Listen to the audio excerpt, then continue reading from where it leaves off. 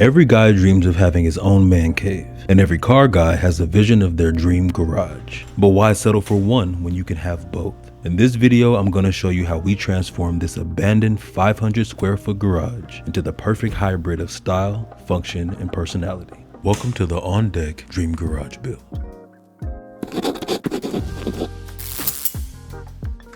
Now, before we started this project, I did a ton of YouTube research, like you're probably doing right now, which really showed us either what we couldn't do because we have very limited space, budget, etc., or simply didn't serve our needs as not only a functional workspace, but a creative studio. But one thing we were sure of is that we wanted Swiss Trax tiles for the floor.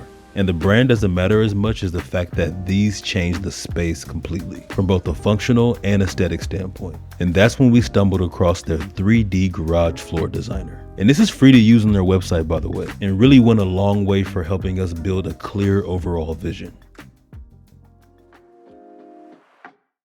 But before we got into all that, we had to set the vibe. That means getting this place clean, literal trash everywhere, leftover wood from a previous tenant, and a fresh paint job of not only the walls, but the garage door as well, which was the last minute decision that paid off tremendously by giving us a cohesive background to do exactly what we do best, blending personal style with automotive. But whether we're displaying an outfit or detailing my right-hand drive Land Cruiser, we're gonna need a lot of light, especially in an all-black, dark space like this. So naturally, I turned to the YouTube car community once again and decided to go with these 4-foot LEDs from Barina. For us, these just made the most logical sense from an affordability and quality perspective. And as you can see, we were able to achieve a clean look all the way around, similar to a detail shop. And more importantly, functional for this multi-use space. And although hexagon lighting seems to be everybody's favorite in the car community, I'm also a fashion guy. So if it's trendy, 9 times out of 10, I'm compelled to find another route and put my own personal spin on it.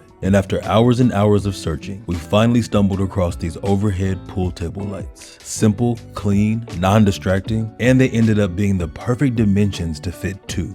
Okay, so real quick, I'm gonna do a little time travel just to give you a little insight on how I came up with this light formation. I just took a screenshot, took it right on over to Photoshop, and then I was able to play with different light brands and exactly how they would show up at scale in the space. As you can see, these blue things are our desks, number 1 and 2. All these are our new age cabinets here and here in the back, a mock-up of what my truck would be or how much space it would take up.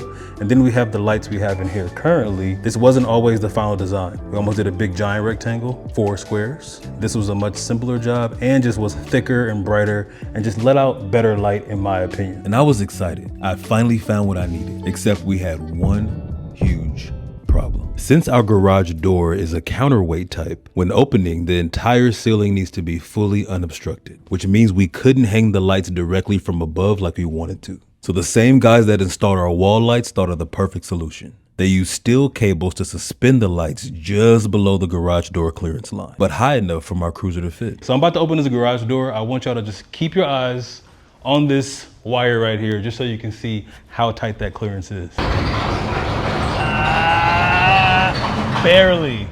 Barely. Obviously, this is an area that you don't want to cut corners, especially since we needed our LEDs to be seamlessly embedded with no exposed cords. And these guys got it done in 3 days flat. And I don't know about you, but to me, these look amazing. Then the day finally came. We got our Swiss Trax boxes in the mail, and we were determined to get as much work done ourselves as possible. And honestly, we thought this would be like a 2-day project, but we ended up getting 95% of it done in just a few hours.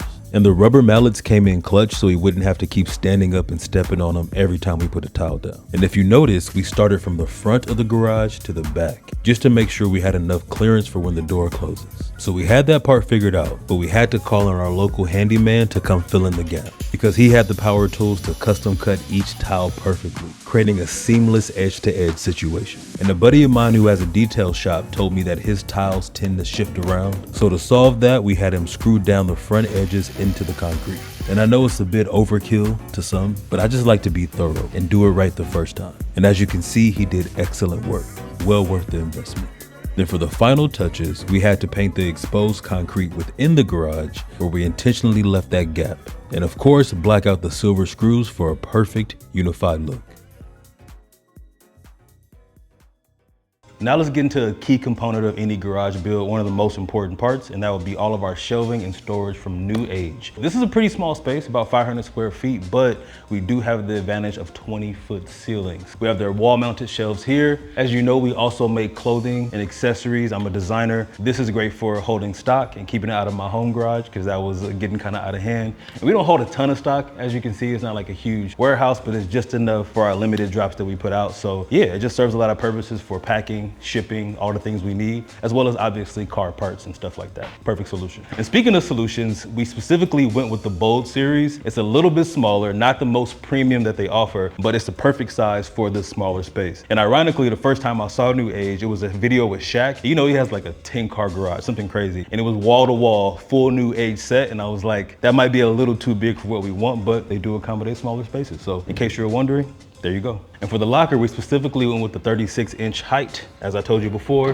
and we utilized this as a closet. So in here right now, you'll see a lot of samples of things that have yet to come out. Actually, we already brought these out. These are the Howdies. You know, we're very Japanese inspired, not only a Japanese truck, we're a JDM garage through and through, okay? So we hold stuff in here for filming of any YouTube videos, paint stuff on the ground, but this is mostly just for clothing and footwear. And in our 2-door base cabinet here, we keep all of our camera equipment. So you're talking mics, tripods, gimbals, lenses, etc. And then our rolling shop stool. This is very useful for obviously things low when it comes to the truck. But yeah, that's from our friends over at Plateau Chair, based out of Japan. And they gave us a couple other chairs as well, but I'll show you those later. And nestled in this corner, ever so perfectly, is our floating shelf. And here we keep all of the cleaning supplies for my truck. Also, this, by the way, is really good for cleaning any surface. So we actually use it around the garage as well. But yeah, this is great, good quality. And again, it fits in this area perfectly. And they also gave us a couple other things too, and I'll show you that in a minute. But first, let's talk about this rolling tool drawer. So if you look in here, these are just like random stuffed drawers right now. And I'm not really proud of it. It definitely should be a lot more useful. And this is where I'm gonna turn to y'all again and ask for advice on just what we should do with these. We're not crazy tuners, but I do think we need a basic rollout just for my truck. Yeah, so if you're a JDM car owner, Toyota owner especially, let us know what you think as far as like tool brands, organizational tactics. We're open. Thank you in advance. And last but not least, we have another premium addition to the garage, also by New Age, this stainless steel fridge. And what is a JDM garage without some Japanese refreshments? So for the weekday, here in the middle, we got your nice Pocari Sweat, the electrolytes, you feel me? If you ever been in 7-Eleven in Japan, you have seen this before, one of the favorites. And then for the weekend loadout, we got the sake up top, Asahi on the bottom, which is better than Sapporo, by the way, okay? I'm gonna stand on that. If you're lucky, if you ever come in here one day, feel free to grab yourself a nice little yuzu soda, you feel me? And you'll see it has an automatic LED light, touch display right here where you can control the temperature, and just a modular fridge situation as any other fridge would have. But yeah, it not only works well, looks really good, and it's been coming in clutch on these very hot summer LA days. This is probably my favorite part of the video because this is the most personality of the space. One of the reasons why I love cars and interior design and fashion, because it's all about putting your own spin on it, right? Putting your own signature. A lot of storytelling here, but obviously a lot of functional stuff. So we have our tool wall here. These are all just pegboards from IKEA, just the black version. We got 3 of them here all connected. One thing that you will see though, is that you're gonna see a lot of 3D printed things here that we got from Etsy. Originally, especially if you're really into getting something all black, they come with these white screws that they don't have any other color. So I found these on Etsy that are 3D printed that just cover them up for a nice, clean, all black look. So you get to kind of delete that, you feel me? So this kind of all has a mix of stuff, but from IKEA, which we will link down below, this basket, these hooks, all of these that we put all of our like nuts, bolts, extra little light bulbs and stuff in, all IKEA. This is IKEA, magazine racks IKEA, all that stuff. But the extra things are gonna be the things that are like holding up the screwdriver, all of our drill bits, even our hat hooks here. This is from Etsy. Somebody 3D printed that. So these are like individual, just, you know, small businesses that make stuff like this. And as a mix of, like I said, right, a fashion studio, a content studio, and a garage, it serves all of those purposes. And a tidbit from my anime nerds, this is actually inspired from Death Note. So there's that. We Japan through and through, baby. All of our tools are from Hodo, a very, very simple kit that we then mounted onto this wall. And that's basically it. Oh, besides this, these are our laptop stands. So for these desks, which I'll talk about in a second, and they can lay low like that, or you can fully expand them. Really stiff because you want them to hold a lot of weight, right? They'll stand up for you too. So if you want to go standing desk, you can. If you want to go sitting desk, you can do that. You can pitch it up if you need to pitch it up. It's beautiful. And I'll link these below as well. And then when it comes to this area, we have the steering wheel column section here. I guess I could add one more up here if I needed to, but I think 3 is the perfect solution for my truck. Just alternate ones depending on my vibe. This is how they go on. They're all quick release, like this. These are 3D printed also from Etsy. Once again, I'll link those down below, and you just pop them right back on, just like that. I think it's a beautiful display, a good place to store them without scratching them or damaging them, even though they're clearly like vintage and kind of old already, but yeah, it looks great in my opinion. This is also a pegboard from IKEA, a different size, and these shelves do come stock, so I'll link those too. Yeah, a couple models here. This is the E30, my brother's model car, but obviously the race spec. And this is basically a 1-to-1 of my truck, but a different color. And then these are miniature versions actually from the 90s. I had to find these on eBay, just vintage little cars. And these are just my little fun project cars. I put them together the other day, and then as I continue to have any little free time that I have, I'll just continue to like mess with them and paint them and put decals and stuff on them. It's a cool little ongoing project. So we let that kind of just be, you know? Really dope about our desks is that they're both very collapsible. Well, I guess they don't go super flat. Definitely functionally collapsible. But the whole point is that, again, this is a studio space, right? So you want things to get away from the middle as much as possible, so you can clear the space for any filming, shooting, etc. And these chairs also help that as well. These are the same brand as our shop stool, plateau chair. And not only are they very comfortable, but they're also modular. You can take this and adjust the height, take this entire cushion off. You can put it up as high as you want to. It'll latch on, hold your weight, okay? You got a little footstool here, bam, that you can rest your feet on. And then when you want to get out of the way, when it's time to shoot, you take this bad boy, you close it, bam. And they do cost a pretty penny because, again, they are from Japan. They are super high quality, but I will hit them up and see if I can get a discount code. Not the kind that pays me, but the kind that lets you save money, because they definitely want to sell these. So both desks use the same pegboard from IKEA, very similar to this, but it's the square size. These come stock from IKEA. This magazine rack comes from IKEA, but then this watch situation here holding up my vintage Seiko, the mount here for my MagSafe to charge my phone, and these holding up the glasses all come from Etsy. I'll make sure to link those down below, but these are those extra things that, you know, the community makes for something that they want to improve. I think the very best part I want to show you, the desk lights. As you probably can imagine, having these lights in your face can be very, very bright. This is how we usually run it when we are just working from the desk and not shooting. But these mounts right here actually hold up these lights from IKEA. So I'll link it down below as well, but it's just, you know, perfectly made for this exact thing. And I'm grateful for it because it's the perfect little situation. Actually, it wired from here, connecting to this one, into this box where we have basically all the power cords and power strips. And then we extend it up here, all the way over here. And then we have a switch right here on the plug.